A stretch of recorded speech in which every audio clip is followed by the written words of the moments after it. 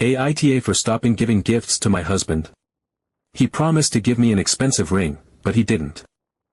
Last year, I decided to treat myself to something nice, just a little indulgence to celebrate my hard work and the fact that, well, I deserved it. I bought myself a beautiful bracelet and a matching necklace, pieces I had been eyeing for a while. When I got home, I showed them to my husband, excitement bubbling in my chest as I fastened the delicate clasp of the bracelet around my wrist. I casually mentioned that there was a matching ring as well and that I would love to have it someday. He nodded, smiled, and said, "Yeah, that would be nice." I didn't push. It was just a passing comment, an expression of a small future wish. Months went by, and then one day, I saw that the ring had gone on sale. A pretty significant discount, too. I mentioned it to my husband, just in case he might be interested in surprising me or making a special occasion of it. To my delight, he immediately responded, "Let's go." He seemed genuinely excited about it. On the drive to the store, he even asked, "Are you excited?" and I laughed, feeling giddy. Of course, I was excited. The idea that he wanted to get me this ring, that he remembered I had wanted it, made me feel special. When we got to the store, I found the right size, and the salesperson brought out the card machine to complete the purchase. I turned around, expecting my husband to be there, but he wasn't. At first, I thought he had just wandered off to look at something else. I called his name, but there was no answer. Confused, I pulled out my phone and dialed his number. He picked up after a few rings. "Where are you?" I asked, still glancing around the store. "I left," he said, completely casual, as if that were a normal thing to do. I was stunned. "What do you mean, you left?" "The ring is too expensive," he said, his voice flat. "I can't afford it." I stood there in disbelief, the salesperson watching me awkwardly as I processed what had just happened. It wasn't that I expected him to buy me the ring no matter what, I never asked him to do that. What got me was the way he had hyped me up, acted excited, driven me all the way there, let me pick out my size, and then just disappeared. He could have said something before we even got in the car. He could have told me it was out of budget, and I would have understood. Instead, he let me get my hopes up, only to pull the rug out from under me. I left the store feeling humiliated. When I confronted him about it, he doubled down, insisting he just couldn't afford it. But the thing is, he could. It wasn't about the money, it was about the principle. If he had told me up front, I would have been fine. Instead, I felt tricked. Months passed, and eventually, our anniversary rolled around. He asked me what I wanted as a gift, and I honestly hesitated to answer. After what had happened with the ring, I didn't want to set myself up for disappointment again. But then he brought it up himself, saying, "I could get you that ring if you still want it." I was skeptical but hopeful. Maybe this time would be different. "Are you sure?" I asked carefully. "Yeah," he said. "I just might need to get it a couple of days after our anniversary, if that's okay." I told him that was fine. I didn't care about the exact timing, just the sentiment behind it. And to be fair, I had gotten him a nice gift. I bought him a high-end coffee machine, along with all the supplies he would need to make his favorite drinks. It wasn't just any coffee maker, it was the one he had been eyeing for months but never bought for himself. I wanted him to have something he loved, something that showed I paid attention to what made him happy. Our anniversary came and went. 2 days passed. Then 3. Then a week. The ring never appeared. I finally brought it up, asking, "Hey, what happened with the ring?" And just like before, he said, "I can't afford it." I stared at him, frustration boiling under my skin. "Then why did you say you could get it?" He shrugged, like it was no big deal. "I thought I could, but I changed my mind." That was the moment something in me shifted. I wasn't upset about not getting the ring, I was upset about the pattern. This wasn't a one-time thing. This was a habit. He got caught up in the excitement of the moment, made promises he had no intention of keeping, and then left me to deal with the disappointment. It wasn't just about gifts, it was about reliability, about following through, about not making commitments if he wasn't actually going to honor them. So I made a decision, I was done giving him gifts. If he could repeatedly promise me things and never follow through, then why should I continue putting in effort for him? For our anniversary, he gave me a gift, but I didn't give him anything. Why should I? Gifts should be about thoughtfulness, about effort, about showing someone you care. But effort should go both ways, and I was tired of putting in all the effort while getting empty promises in return. Now, I can't help but wonder, am I the asshole for refusing to buy him gifts anymore? Update 1. The holidays have always been a special time for me. I loved the comfort that came with the first cold weather, the expectation of pleasant surprises, the very process of choosing gifts for loved ones. There was something magical about the thought and care that went into it, about finding the perfect thing that would light up someone's face.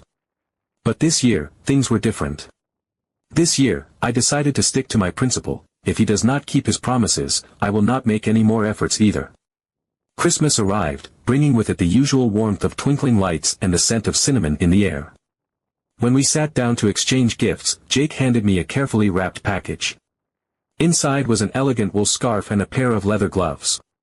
He knew that I appreciated quality things, and it was clear that he had put some thought into this. The scarf was soft and warm, the gloves perfectly my style. I smiled, thanked him, but did not prepare a gift in return.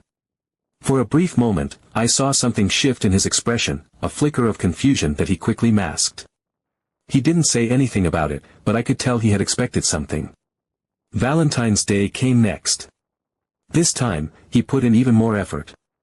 He surprised me with dinner at a restaurant I had been wanting to try for ages, a place I had mentioned in passing but never thought he actually paid attention to. The atmosphere was romantic, soft candlelight, gentle music, the kind of place that made you feel like the only two people in the world.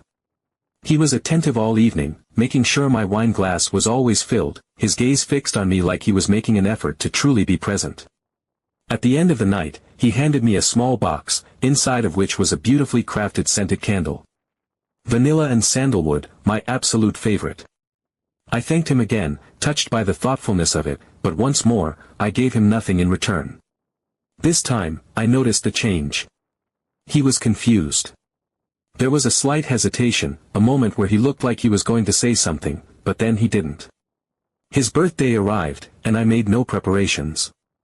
No searching for the perfect gift, no wrapping paper, no hidden surprises waiting for him.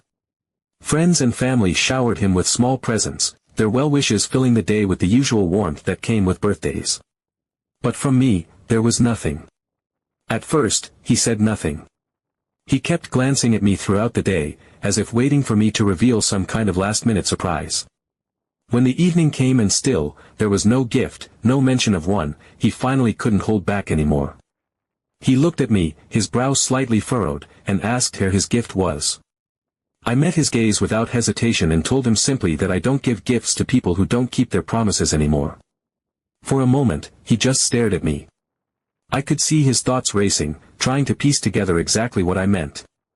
His frown deepened slightly, his confusion turning into something else, realization. The weight of my words sank in as he remembered. He knew exactly what I was talking about. The ring. The promise made not once, but twice. The excitement, the anticipation, the build-up that led to nothing. Twice, he had acted as though he was going to follow through, only to pull away at the last second. He was silent, and I waited. I expected something, a reaction, an apology, an explanation, even just an admission that he had been wrong. I wanted to hear him acknowledge it, to at least take some responsibility for the way he had repeatedly let me down. But all he said was, yeah. That was it. Just that. A single word, empty of emotion, heavy with avoidance. No apology, no attempt at redemption. Just an acknowledgement that, yes, he had done that, and that was all. Update 2. A few weeks passed. I kept my distance, not out of spite, but out of exhaustion. I was done chasing after expectations, done hoping for something that never came. The conversation from his birthday still lingered in my mind, the emptiness of his response, the way he had nothing to say except for that one indifferent word, yeah. It had cemented something for me, something I wasn't sure I could come back from. Then one evening, when I least expected it, he came to me with a small velvet box in his hand. There was something uncertain in the way he held it, as if he was waiting for my reaction before he fully committed to the moment. He placed it in my hands, watching me closely. He said he hadn't forgotten. My heart pounded. For a second, something stirred inside me, something instinctive, hopeful, despite everything. Against my better judgment, I let myself believe, just for a second, that this was what it should have been all along. That he had realized, that he had finally understood. That this was him making things right. I opened the box. Inside, there was a ring. But it wasn't the ring. It wasn't the one I had chosen, the one that had matched my bracelet and necklace, the one he had once hyped me up about, taken me to the store for, only to leave me standing there alone. This one was simpler. Plainer. Cheaper. It lacked the elegance, the craftsmanship, the meaning. It was just a ring. I lifted my eyes to meet his. I told him, without any emotion, that this wasn't the right ring. His expression shifted immediately. There was something defensive in the way his shoulders tensed, in the way his lips pressed together for just a moment before he responded. He shrugged, like it wasn't a big deal, and told me that it was still a ring. That he just couldn't buy the expensive one right now. I felt something inside me snap. It wasn't anger, not really. It was something colder, something heavier. A confirmation of what I had already known. I slowly closed the box and placed it on the table between us. The silence stretched between us, and I let it. He watched me, waiting for a reaction, expecting something, gratitude, maybe, or relief. Some kind of validation that he had done enough, that this was good enough, that I should now erase everything that had happened before and accept this. I asked him why he had promised in the first place. He looked at me like I was being absurd. As if I was the one making this complicated. He told me that the important thing was the attention, that the gesture mattered more than the object itself. That I should be happy he had given me a ring at all. I stared at him, the words settling in my mind, the weight of their meaning pressing down on me. It was as if he thought he could throw anything my way and call it a resolution. As if he believed that after everything, after the broken promises, after the way he had built me up just to let me down, this was enough to undo it all. But it wasn't about the ring. It had never been about the ring. I didn't need a placeholder, a random piece of jewelry that meant nothing to me, that I had never wanted, that was only given so he could check some imaginary box in his mind and say, "See? I kept my promise." I needed honesty. I needed reliability. I needed to know that when he said something, it actually meant something. That when he made a promise, it wasn't just empty words spoken in the heat of the moment. That he could be trusted. And standing there, watching him try to justify this, watching him act as if I was ungrateful for not accepting this lesser version of what he had promised, I realized I had my answer. I stood up. I didn't say anything else. There was nothing left to say. I left him there with the box sitting between us, unopened, untouched. A symbol not of a promise kept, but of everything that had gone wrong. Update 3. The next day, I returned home a little later than usual. Work had been exhausting, the kind of day where every minute felt stretched thin, and all I wanted was to come home, take off my shoes, and let the silence wrap around me like a blanket. But as soon as I opened the door, I knew something was different. Jake was sitting in the living room, cross-legged on the floor, his entire focus directed at a huge box in front of him. The sight of him, the way his face lit up, the unmistakable excitement in his eyes, it was the happiest I had seen him in a long time. He looked like a kid on Christmas morning, eagerly tearing into the wrapping paper of a long-awaited gift. I stepped closer, the exhaustion from my day momentarily pushed aside by curiosity. Then I saw it. The bold letters printed on the side of the box. PS5. My stomach twisted. I didn't try to hide my surprise.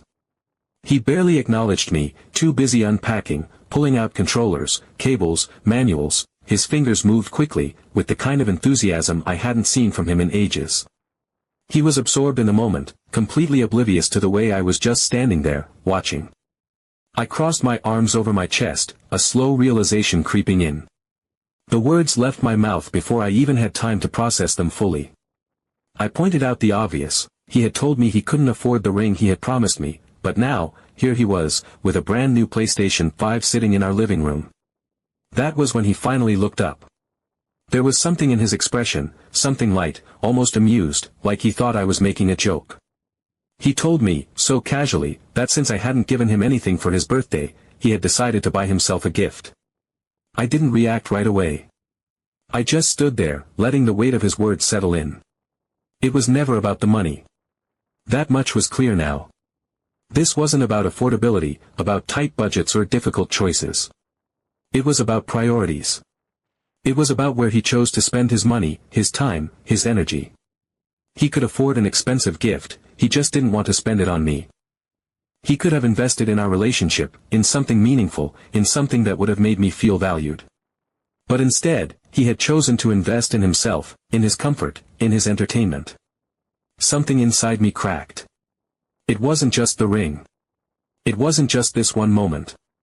It was the pattern, the realization that this wasn't an accident, that this wasn't carelessness or forgetfulness. This was a conscious decision. A choice, made over and over again. He had always been capable of following through. He just didn't care enough when it came to me. The disappointment settled in my bones, deep and immovable. I could see it now, so clearly, like stepping back from a painting and suddenly understanding the full picture. All the moments that had led up to this, all the little ways he had made me feel like an afterthought, like something secondary, like a person who was supposed to understand when she was given less, who was supposed to accept being disappointed without complaint. I had spent so much time trying to make sense of it, trying to justify it in my head. But there was nothing left to justify. This was the truth. I didn't say anything else. There was nothing I could say that would change anything. I turned away, walked into the bedroom, and closed the door behind me. I sat on the bed, my hands resting in my lap, my mind completely still for the first time in weeks. I thought I would feel anger, frustration, sadness.